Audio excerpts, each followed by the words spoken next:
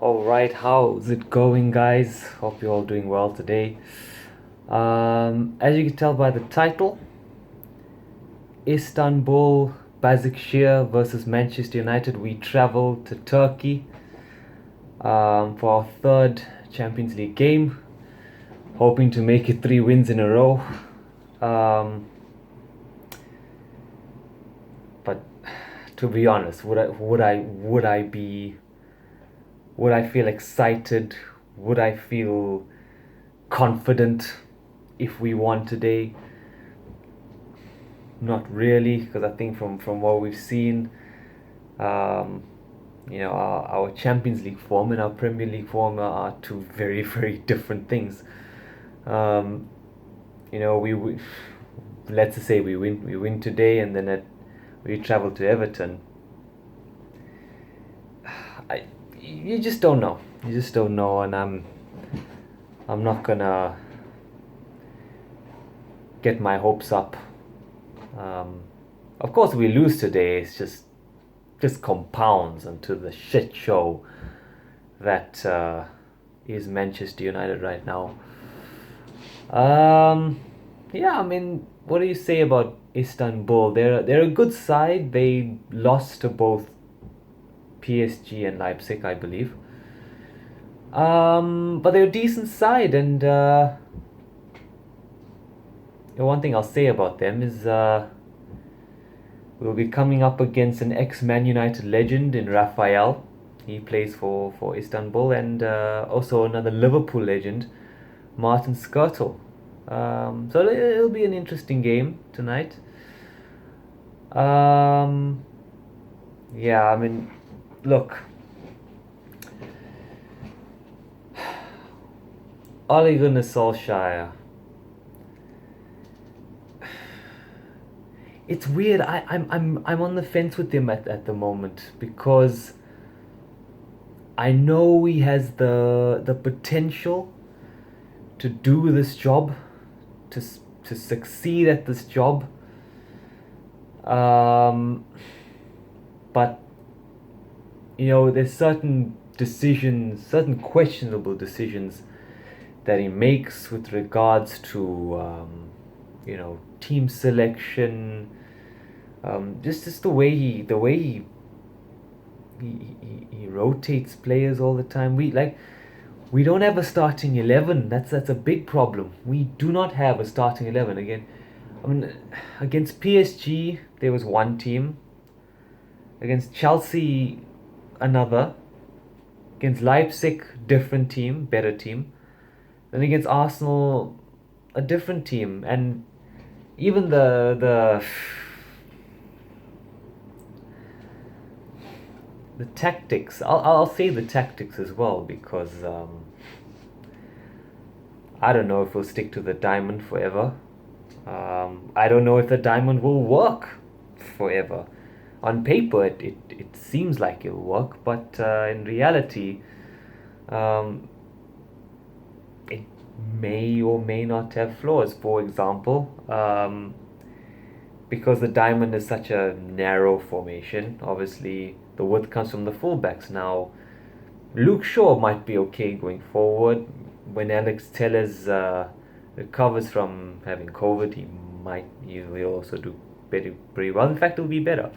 But Wan-Bissaka is still learning that forward play as a right back. Defensively, he's brilliant, one of the best in Europe. But going forward, he definitely needs to work on that still. Um, and not just that, not even just the tactics and the man management. It's the performances individually are inconsistent. So look, I don't know what there is. For all I know, we could win 5-0. We could lose maybe 1 or 2-0 either. So um, yeah, I don't really have. I'm not overly excited for this game. I'm gonna watch it. I'm gonna give my thoughts at the end of the game, and take it as it is, you know. But what I wanted to talk about, or the main part I wanted to talk about, obviously one was the preview. I don't want to see McTominay start. I'm just going to get this in there. I don't want to see McTominay start. Please don't ever start him again. And I want to see Twanzebe at centre back. I really, really want to see Twanzebe at centre back again. I'm tired of seeing Maguire and Lindelof. I'm tired of Ollie picking something that doesn't work. McTominay doesn't work. Just get Matic and Fred there. You know, as soon as Twanzebe fit, just start him. And for the love of God, you know, the Bruno and Van der Beek thing. Like, anybody with a footballing brain would know that Van der Beek is not a number 10. I don't know why Ollie has this thing of, oh, I can't play Bruno and Van der Beek on the same pitch. Van der Beek is not a number 10. He's almost like he's like Fred. He's box to box, and he I won't say he creates, but he allows for more fluent attacking play. Let's put it that way. He's not a number 10. He doesn't have a lot of goals, doesn't have a lot of assists. He's there to win the ball back and to just initiate the attack. So yeah, it's strange because there's a lot of things that us as fans realize, but Ollie doesn't. It's weird, but yeah. Anyway, that's that. What I wanted to talk about as well is just where we are as a club in general, where Man United is as a club in general. And what I will say about us fans is, and this goes for all football fans, is we often, I mean, we'll probably all know if let's say you're a Chelsea supporter, Arsenal, Liverpool, City, Real Madrid, Barcelona, whatever. You know your manager and your players, right? But when it comes to a football club, there's more than just the manager and the players. There's your owners, there's your CEO, there's your director of football, there's your scouting system. You know, you have IT and other things like that. But basically, I'd say the main three things you have is probably an owner, CEO, director, and a director of football. Those are the three main key positions. The rest is more internal, not too much to do with the football, other than the scouting department. In 2005, we were bought over by a family called the Glazers, and wow! I mean, if you went in a dictionary and looked up greedy and incompetent, that's them. They bought us on debt, and they're people that just use our club as a revenue of cash. Basically, we're just cash cows to the Glazers. They have sapped the life out of this club. I mean everything that Sir Alex Ferguson has built, the legacy he built, 20 Premier League titles, has been destroyed by their incompetence and their greed for the past 15 years. They're the reason why we have Ed Woodward, who's even more incompetent as a CEO. Um, and the, and the reason why our transfers for the past 8 years have been so poor post Sir Alex. Um, yeah, and it's just it's sad to see what's happening. It's sad. It depresses me to know that um, people like them own this club. Um, all they care about is they have no title ambitions, no title winning ambitions. They for them, it's they have this business model, hire a manager, they get to top four. They don't spend in any of the transfer windows. That manager gets thrown under the bus via PR, PR spins and all that bullshit. The manager doesn't get backed. Eventually, goes on a bad run, gets sacked, and they hire a new manager, and the cycle goes on. We don't ever end up winning a title. We just it's a cycle of getting top four, sacking a manager, top four, sacking a manager because it suits their business model. And for them to win the Premier League, they'd have to spend more than what they'd have to spend more in comparison to what they would earn from getting the Premier League. Or from winning the Premier League. So they don't. It's a good business move. And unfortunately for us fans, we will never. And this is the realization. People were talking about. They should bring Pochettino in. Ollie out. That's under the assumption that we're gonna win a title. We're not yet. I think it's time for us fans to get real.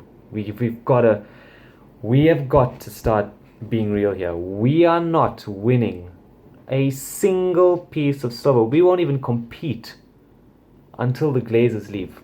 We won't. And our club is in £430 million of debt because of the Glazers. We have incompetent people in our football club because of the Glazers. We don't have a director of football because of the Glazers. Hence, the transfer windows every single season post Fergie have been crap because of the Glazers. And because of the Glazers, who hired Ed Woodward, we have Ole Gunnar Solskjaer, who's clearly out of his depth in this job. Like, I know he's had a couple of good games, but let's be real, he is never ready for this. He was never ready for this job. He wasn't even backed as well.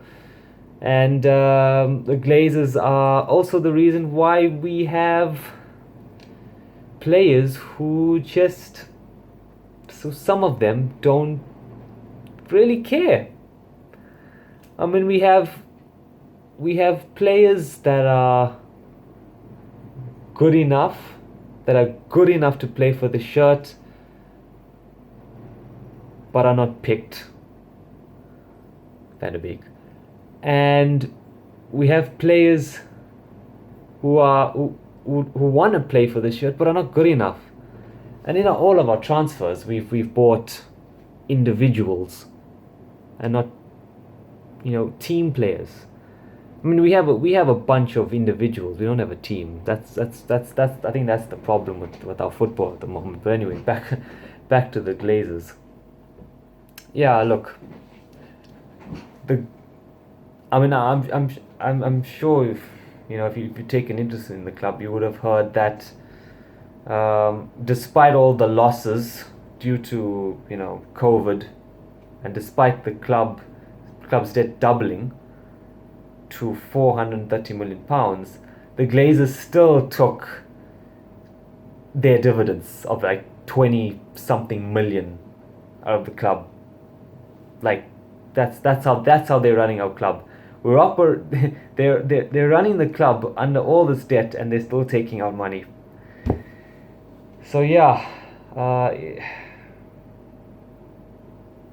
And the thing is, I'll say this, right? We are not winning. First thing I'll say is we are not winning any piece of silverware until the Glazers leave.